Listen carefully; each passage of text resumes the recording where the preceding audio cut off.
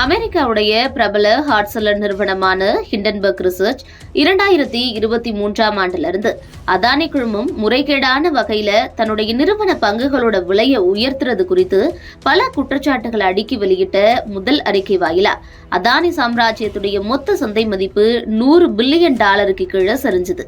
இந்த நிலையில 2024ஆம் ஆண்டு மே மாதம் பங்குச்சந்தை கட்டுப்பாட்டு அமைப்பான செபி அதானி குழுமம் குறித்த குற்றச்சாட்டு தொடர்பா ஹிண்டன்பர்க் ரிசர்ச் நிர்வாகம் மேல ஷோகாஸ் நோட்டீஸ் வெளியிட்டது.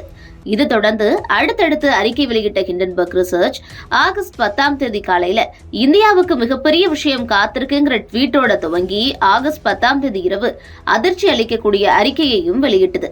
அந்த அறிக்கையில அதானி குழும பங்குகளோட விலைய மறைமுகமா உயர்த்த கௌதம் அதானியோட சகோதரர் வினோத் அதானி வாயிலா முறைகேடா வெளிநாட்டு நிறுவனங்களை பயன்படுத்தினது குறித்து ஹிண்டன்பர்க் ஏற்கனவே தெரிவிச்சிருந்த நிலையில ஆகஸ்ட் 10ஆம் தேதி வெளியிட்ட அறிக்கையில வினோத் அதானி முறைகேடா பயன்படுத்தக்கூடிய ஒரு ஃபண்ட்ல செபி தலைவர் மாதவி புச் மற்றும் அவருடைய கணவரும் முதலீடு செஞ்சு பங்குகளை வச்சிருக்கிறதா அறிவிச்சது. 2023ஆம் ஆண்டு அறிக்கை மூலமாவே ஹிண்டன்பர்க் அதானி குழுமத்துக்கு சுமார் $100 பில்லியன் வரையிலான இழப்பை ஏற்படுத்தி இருக்கிற வேளையில இப்போதைய அறிக்கை எந்த அளவுக்கு மோசமா பாதிக்கும்ங்கிறது குறித்து முதலீட்டாளர்கள் மிகவும் அச்சத்தோட இன்றைய வர்த்தகத்தை துவங்கினாங்க.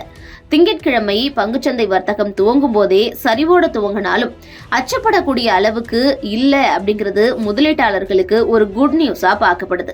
காலையில 9:50 மணிக்கு சென்செக்ஸ் குறியீடு 277.81 புள்ளிகள் அல்லது 0.35% சரிஞ்சு 79,428.10 புள்ளிகளை தொட்டிருக்கு.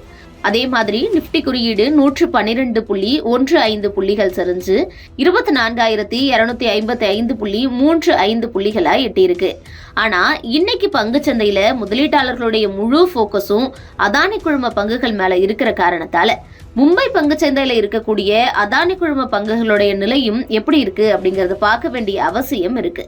அதானி குழும பங்குகளோட விலை இன்று காலை வரைக்கும் 7% வரைக்கும் சரிஞ்சிருக்கிறதால அதானி குழுமத்துடைய பங்குகள் இன்னைக்கு காலை வரைக்கும் 7% வரைக்கும் சரிஞ்சிருக்கிறதால அதானி குழுமத்துல முதலீடு பண்ணினவர்களுக்கு சுமார் 53,000 கோடி வரைக்கும் இழப்பு சந்திச்சிருக்கிறதாவும் சொல்லப்படுது. ஹிண்டன்பர்க் ரிசர்ச் அறிக்கை மூலமா அதானி குழுமத்துடைய மொத்த சந்தை மதிப்பீடு 16.7 லட்சம் கோடியா குறைஞ்சிருக்கு.